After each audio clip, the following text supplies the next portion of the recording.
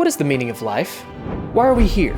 What is this struggle for? I don't know.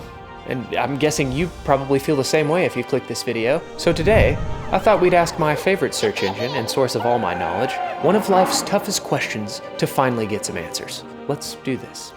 What is the meaning of life? And just like that, YouTube serves me exactly what I was looking for. Around our teenage years, some of us may grapple with the question over what exactly is the meaning of life. To be fair, I grappled with this when I was a teenager too.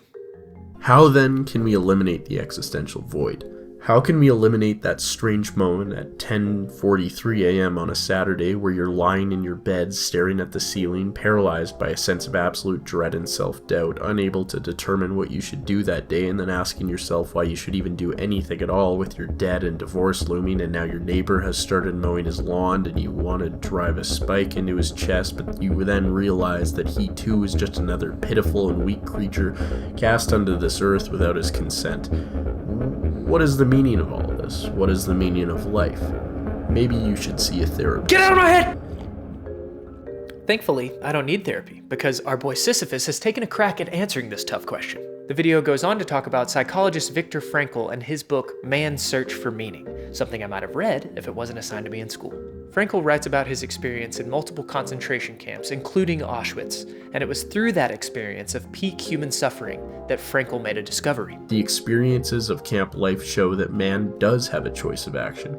Our ability to choose our attitude in any given set of circumstances, to choose one's way. He argues that it is this freedom alone that gives life meaning. Okay, so the meaning of life comes from choice. We can choose what the meaning of our life is, and it's the choice we make that allows us to weather the suffering that's part of life. And we see this with Frankl's experience. If asked why he struggled to survive the concentration camps, he'd respond with the hope that he'd see his wife again, or with the hope that he'd be able to complete his life's work that culminated in this book that we're talking about now. We've only just started this search, and we've already discovered that we can choose what the meaning of our life is in each moment. And in this moment, mine is to find the meaning of life. Let's keep going.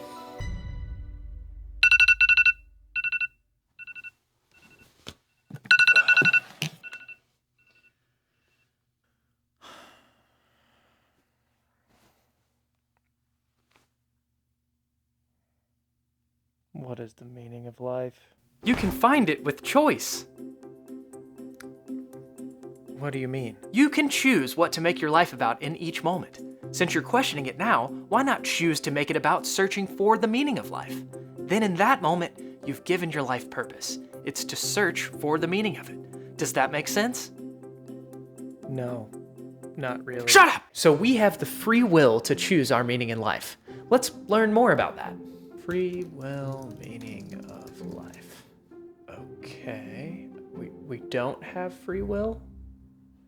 All right, let's see what this is about. The idea of free will is both incompatible with the laws of nature and entirely meaningless. I know that a lot of people just do not want to believe this, but I think you are here to hear what the science says. Yeah, I care about science. I will be talking about free will as the idea that in this present moment there are several futures which are possible, and your free will plays a role for selecting which one of those possible futures becomes reality. Last week I explained what differential equations are, and that all laws of nature which we currently know work with those differential equations.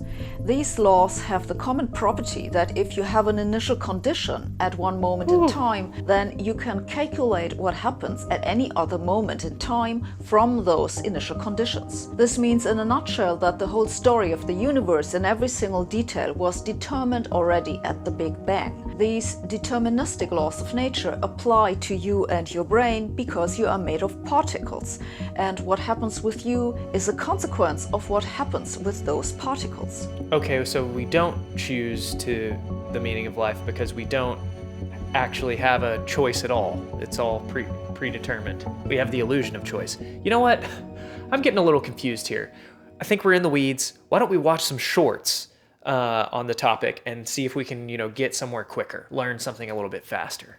What is the meaning of life is one of the greatest questions ever asked. So naturally, we've come up with a lot of answers. Philosopher Plato believed the meaning of life was to learn more. His student Aristotle believed that it was to be good. Cynicism says that the meaning of life is to be self-sufficient. Hedonism says that the meaning of life is to have pleasure now. Absurdism posits that you should stop making sense of life and just live. So what is the...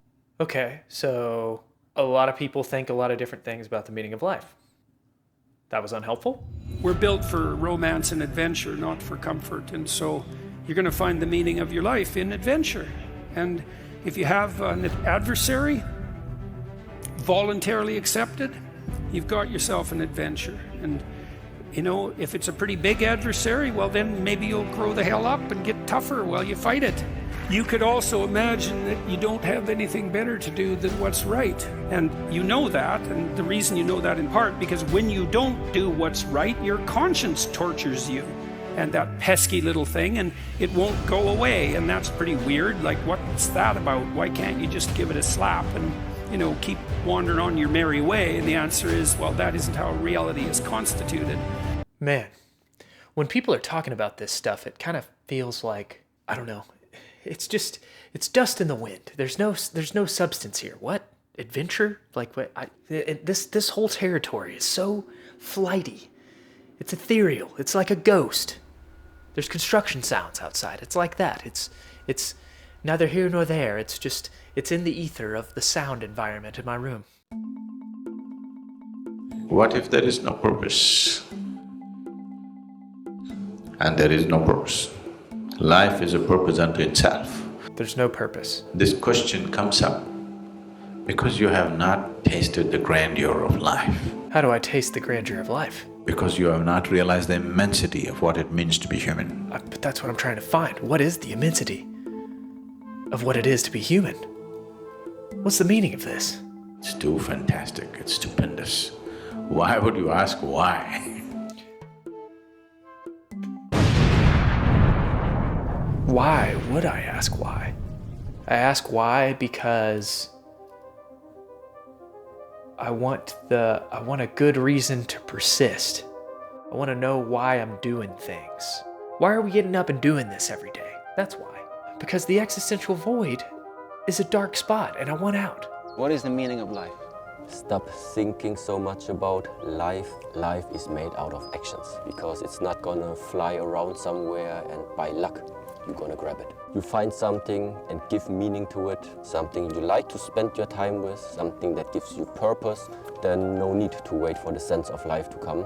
What it means is you start to create that life that you would like to live. So stop thinking so much about life. Also not helpful. I'm starting to feel like people don't want me to know what is at the end of this search. What are they afraid that I'll find?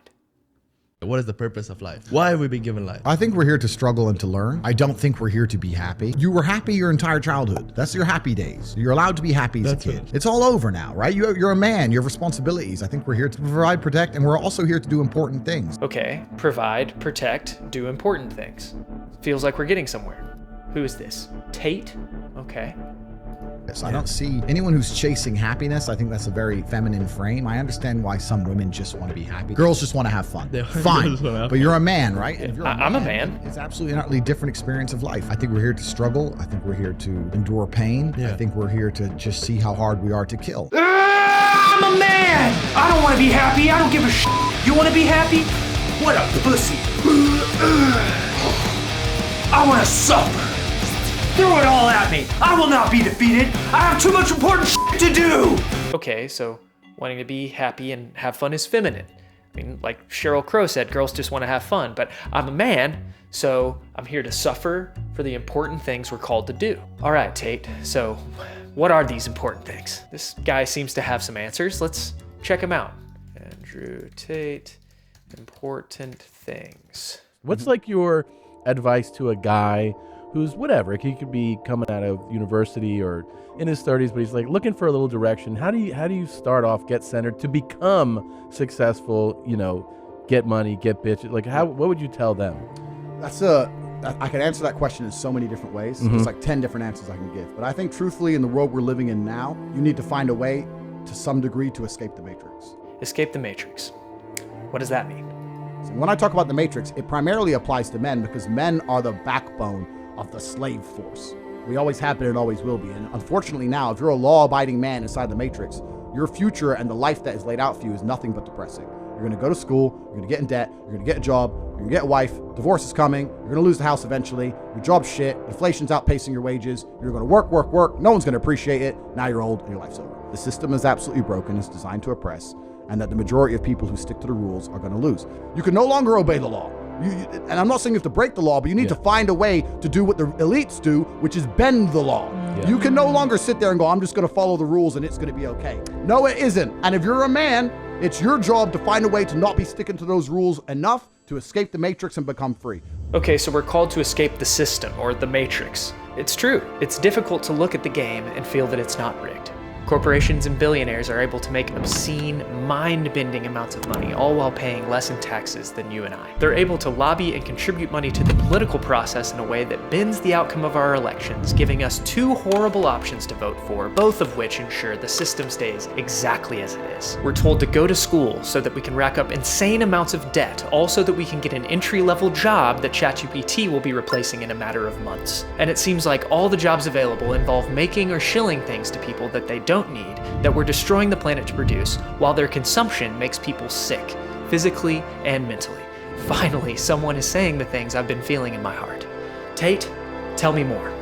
I mean the best for people. I want everyone to be successful. I want the world to be a better place. And I think the world's a better place based on the back of strong men who stand up for what they believe in. The Matrix programming says the opposite, but who is giving us these ideas and do they care about us?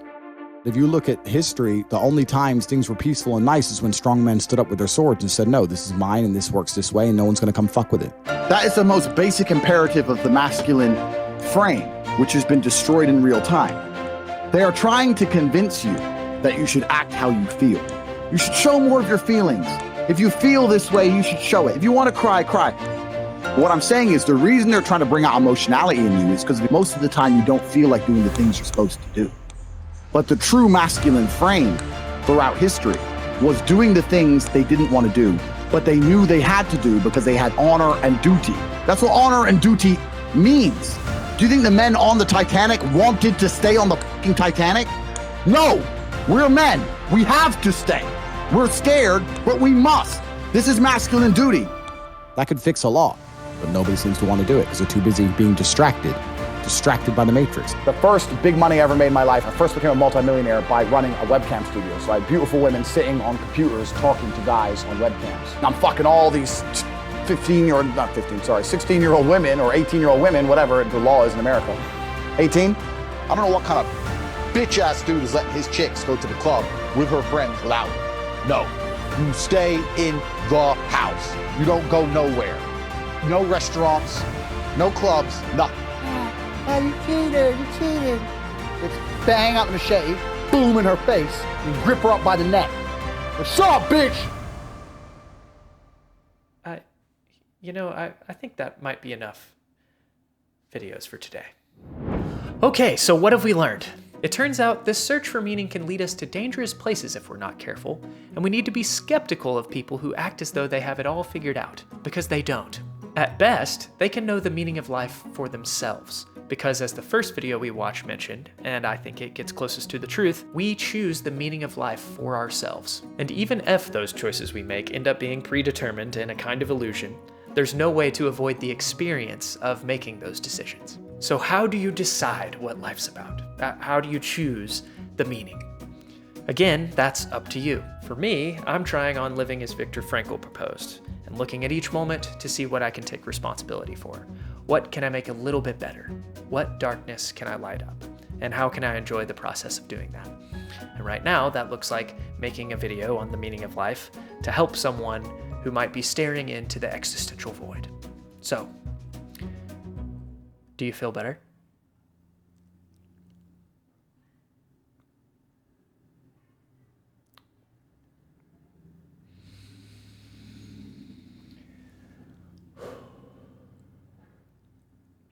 There's been a lot of construction noise outside. They're building a drain out there.